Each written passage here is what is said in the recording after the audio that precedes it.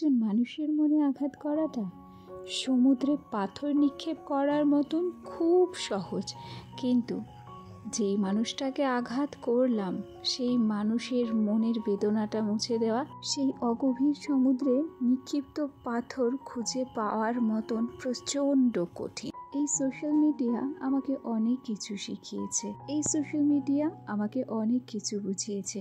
এই সোশ্যাল মিডিয়ার মাধ্যমেই বুঝতে পেরেছি যে কিভাবে বিনা কারণে মানুষের শত্রু হতে হয়, কিভাবে মানুষের ভালো করার সত্ত্বেও বিনিময়ে সেই মানুষটা বেইমানি করতে পারে।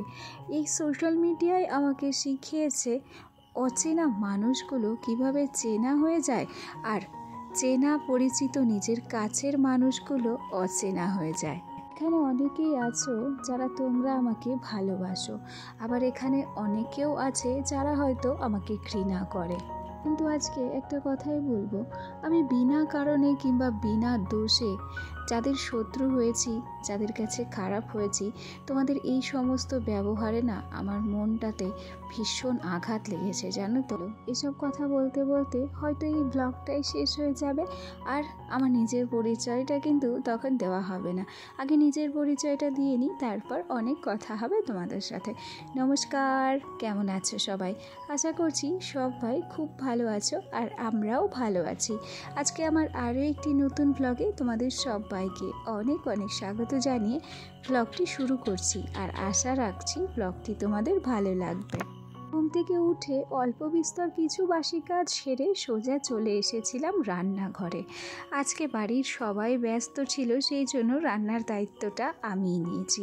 ওদিক থেকে চা করার পর এসেছিল একটা বিস্কুটওয়ালা, সেখান থেকে বেশ কয়েকটা বিস্কুট নিয়েছি, আর সেটাও কিন্তু তোমাদের সাথে শেয়ার করেছি কী কী বিস্কুট নিয়েছি।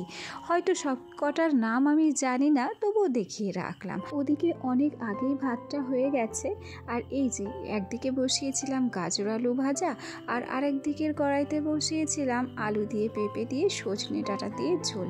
প্রচণ্ড গরম পড়ে গেছে, আমরা আগাগোড়ায় জানো তো মশলাটা খুব কম খাই, আর এখন গরমে এরকম হালকা পাতলা ঝোল তরকারি আমরা বেশি পছন্দ করি। জানি না তোমাদের কেমন কি লাগে হালকা পাতলা তরকারি গরমে, তবে আমার মনে হয় গরমে খুব রিচ খাবার না খাওয়াটাই বুদ্ধিমানের কাজ। তো যাই হোক, ওদিক থেকে রান্না বান্নাটা হয়ে গেছে। আজকে খুব তাড়াতাড়ি রান্নাগুলো হয়ে গেছিলো, গ্যাসে দিয়েছিলাম। আসলে কি বলো তো, আমাদের কলের পরে একটা খেজুর গাছ ছিল, সেই গাছটা মারা গেছে। তো ঘুম থেকে উঠে তো মরা গাছ দেখতে নেই, সেই জন্য একটা মুনিশ নেওয়া হয়েছে গাছ কাটার জন্য, আর আমার শাশুড়ি মা ওখানেই ব্যস্ত রয়েছে। সেই জন্যই রান্নাটা আজকে চটজলদি আমিই করে নিয়েছিলাম।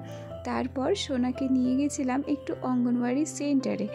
আসলে কি বলো তো, ছেলেটাকে যদি এখন থেকেই একটু স্কুলে কিংবা সেন্টারে নিয়ে যাওয়ার অভ্যাস না করাই, পরবর্তীকালে ওকে যখন স্কুলে ভর্তি করব তখন দেখা যাবে হয়তো যেতে চাইবে না, ঝামেলা করছে। সেই জন্যই একটু একটু ওকে ফিটিং সেন্টারে নিয়ে গিয়ে অভ্যাস করাচ্ছি। যাই হোক, ঘরের কাজ আজকে কিন্তু বাকি ছিল, সেগুলো সকালবেলা করতে পারিনি। সোনাকে নিয়ে আসার পর এই যে ঘর পরিষ্কার করার কাজে হাত দিয়েছি। এই জিনিসগুলো দেখছো, এই যে পুতুলটা, এই যে ফুলদানিগুলো, এগুলো তো আমি কখনোই দেখাইনি তোমাদেরকে, তাই না? আসলে জানো তো, এগুলো না অনেক দিন আগে থেকেই আমার ঘরে আছে, প্রায় মোটামুটি 4 বছর ধরো। কিন্তু এগুলোকে একটা প্লাস্টিকের মধ্যে ভরে, ওই যে দেখো প্লাস্টিকে মুড়ে আমি রেখে দিই। কেন কি বলো তো, এগুলোকে যদি আমি খুলে রাখি তাহলে দেখা যায় কি ওই নোংরা পড়বে, জিনিসটা নষ্ট হয়ে যাবে, তাই প্লাস্টিকের মধ্যেই ওটা বেশ ভালো থাকে। আজকে ওগুলোকে খুলে খুলে পরিষ্কার করে নিয়েছি, আর তারপর হালকা হাতে শোকেসটাকেও মুছে নিচ্ছি। না, আমি ভুল বলেছি, এটা হালকা হাতে নয়, এটা হচ্ছে কলিন দিয়ে শোকেসটাকে পরিষ্কার করে নিলাম। অনেক দিন হলো শোকেসটাকে মুছি না, আর তারপর এই যে আলনাটাকেও মোছামুছি করতে এসেছি। এগুলো জানো তো আমাদের প্রত্যেক দিনের কাজ, সেটা তো তোমাদের প্রতিদিনই বলে থাকি। আর প্রতিদিনের কাজগুলো যদি প্রতিদিন করা যায় তাহলে কি হয় বলো তো, কষ্টটা হয় ঠিকই, জিনিসগুলো যত্নে থাকে, আর এই সমস্ত জিনিসগুলো তো এক একটা স্মৃতি, তাই না? দিনের পর দিন চলে যাবে, মাসের পর মাস চলে যাবে, সমস্ত কিছুই চলে যাবে, মানুষ হিসেবে আমরাও চলে যাব, কিন্তু এই জিনিসগুলো স্মৃতি হিসেবেই থেকে যাবে। সেই জন্য যতটা যা সম্ভব এগুলোকে যত্ন করে রাখাই মনে হয় ভালো, তাই না? কি বলো তোমরা? দেখো, জিনিসপত্র কত যত্ন আত্তি করে রাখার চেষ্টা করছি, কিন্তু আমরা মানুষের যে সম্পর্কটা, সেই সম্পর্কটাকে কি কখনো যত্ন সহকারে রাখার চেষ্টা করি?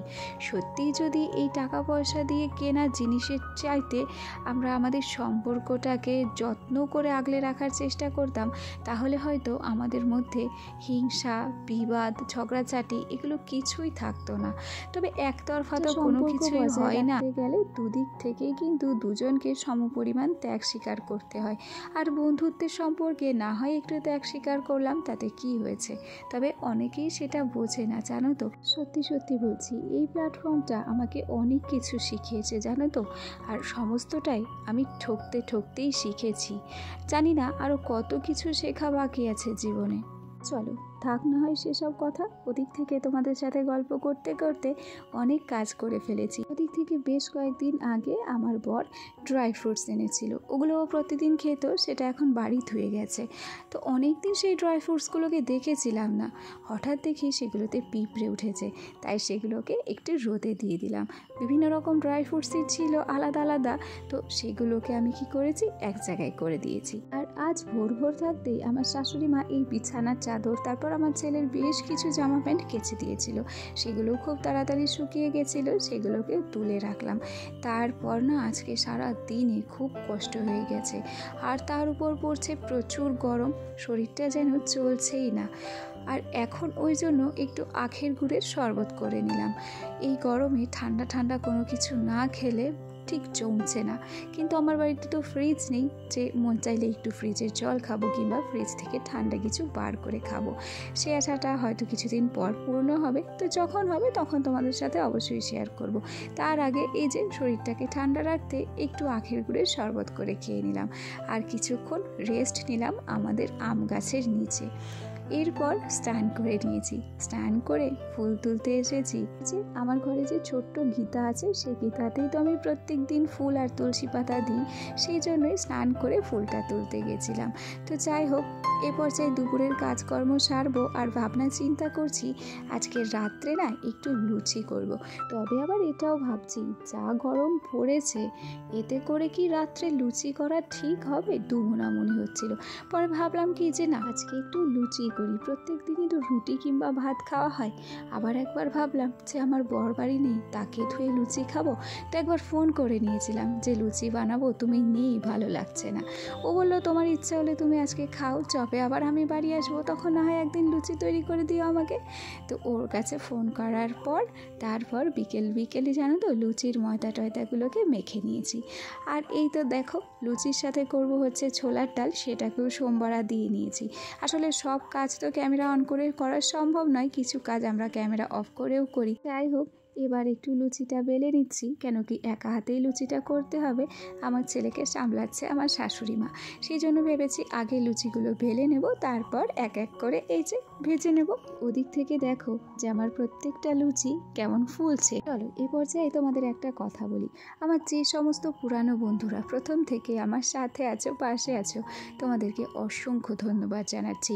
আর আমার যে সমস্ত নতুন বন্ধুরা আজকে আমার ভিডিওটি প্রথম দেখছো, যদি আমার ভিডিওটি তোমাদের ভালো লেগে থাকে তাহলে অবশ্যই করে একটা লাইক, কমেন্ট, শেয়ার, আর চাইলে আমার এই ছোট্ট পরিবারের একটা মিষ্টি সদস্য হয়ে আমার পাশে থেকে যেও। তো চলো এ পর্যায়ে রাত্রের খাবার রেডি করে নিয়েছি, আর আমার আজকের ভিডিওটা তাহলে এখানেই শেষ করছি।